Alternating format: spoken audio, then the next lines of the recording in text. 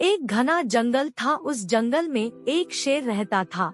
शेर बहुत ही खूंखार और ताकतवर था। जंगल के सभी जानवर उससे थर-थर कांपते थे। उसी जंगल में एक लोमड़ी रहती थी। लोमड़ी बहुत चालाक थी। एक बार लोमड़ी जंगल में अपना शिकार तलाश रही थी कि अचानक ही शेर उसके सामने आ गया और उसने लोमड़ी पर हमला कर उसे दबोच लिया।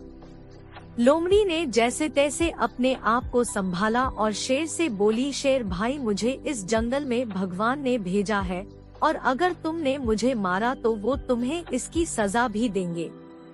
लोमड़ी की बात सुनकर शेर कुछ असमंजस में पड़ गया और लोमड़ी से बोला, मैं तुम्हारी बातों पर कैसे विश्वास कर लूं और भला तुम्हें भगवान ने यहाँ क्यों भेजा है? लोमड़ी बोली, यह जंगल बहुत बड़ा है और इस जंगल में आपका राज है। आप इस जंगल का संचालन अच्छी तरह से कर सके, इस कारण आपकी सहायता के लिए भगवान ने मुझे भेजा है। शेर बोला, हो सकता है तुम अपनी जान बचाने के लिए झूठ बोल रही हो। इस बात का क्या प्रमाण है कि तुम्हें भगवान ने ही भेजा है? लोमड़ी बोली, मैं एक लोमड़ी हूँ और जंगल के अधिकांश जानवर लोमड़ी से नहीं डरते, किंतु मुझे देखकर जंगल का बड़े से बड़ा जानवर भी भाग जाता है। अगर आपको यकीन ना हो तो आप मेरे पीछे पीछे आइए और खुद ही देख लीजिए। शेर लोमड़ी की बातों पर यकीन कर उसके पीछे पीछे चलने लगा और जैसे ही कोई जानवर मिलता वो लोमड़ी को देखकर भाग जाता।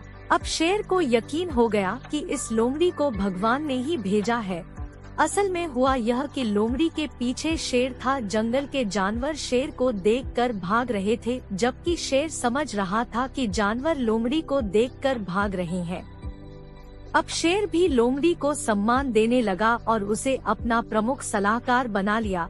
लोमड़ी को अब भोजन के लिए भटकना भी नहीं पड़ता था, क्योंकि शेर लोमड़ी को भगवान द्वारा भेजा गया प्राणी समझकर जो शिकार करता था उसी में से कुछ हिस्सा भी दे देता था। इस प्रकार लोमड़ी अपनी चालाकी से न सिर्फ अपनी जान बचाई अपितु शेर की सलाहकार बनकर आनंद पूर्वक जीवन यापन करने लगी।